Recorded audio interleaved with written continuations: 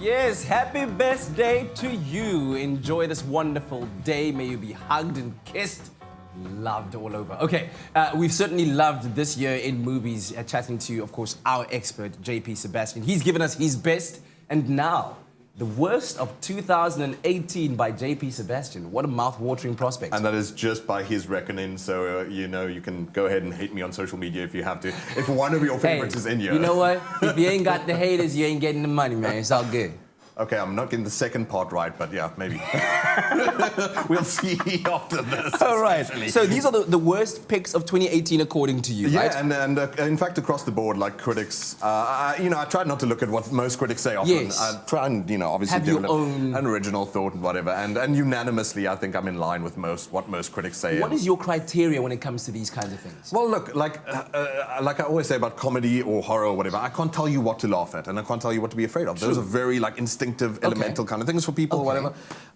But you can talk about how a movie failed in its own mission, and also just in really just basic entertainment standards. All right. And for the so I want to jump in then maybe for the first one. I think how it failed so deeply is this is like exemplary for the story of it doesn't matter how glossy your actors are and how much you love them. Oscar Isaac is amazing as an actor in most other things, but life itself, if the script is bad, it cannot be helped. It does not matter how many great actors you pile onto that. Antonio Banderas is fantastic as well. But man, when a movie feels like... Have you ever been to like a house party and you've been cornered by that one dude who's got his theory about how the world works? Oh, wow. And you're like, please get off my ear, guy. I just want to have a good time. Yeah, okay. This entire movie feels like you're being lectured to by someone who thinks that they're onto some sort of golden silver bullet theory about life.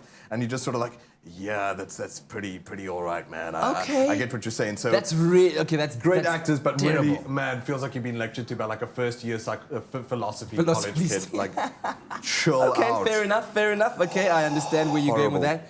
The next one. Okay, this is stressful for me. Gotti is also across the board hated deeply by the critics, and that poor man John Travolta has had his highs and lows. This one. Again, not down to the actor entirely. This is, he's representing here John Gotti. This is a biopic. And a biopic is a thing where usually it's easy to make Oscar gold. Usually you're telling the life story of someone who lived like 5 lifetimes for you already. All you got to do is put it on screen. So fortunately for Johnny T, he was not the entire failure of this movie. I was hoping that it would be bad just for the cheesiness and the over-the-topness of his character. But Gotti is one of the most profoundly boring movies I've ever seen. If you've got, like I said, this mafia gangster movie where 80% of it feels like you're just watching old men sit down with like faces that say IBS or some sort of like he looks backed up and angry at all times. That's terrible. In a non it doesn't feel motivated like he feels like, oh, how do I become the Don or the crime boss or whatever. He just seems grumpy to be on set, and I don't blame him because man, when you got a movie that's directed by a guy who acted as a secondary guy in Entourage, what do you expect? Okay, all right.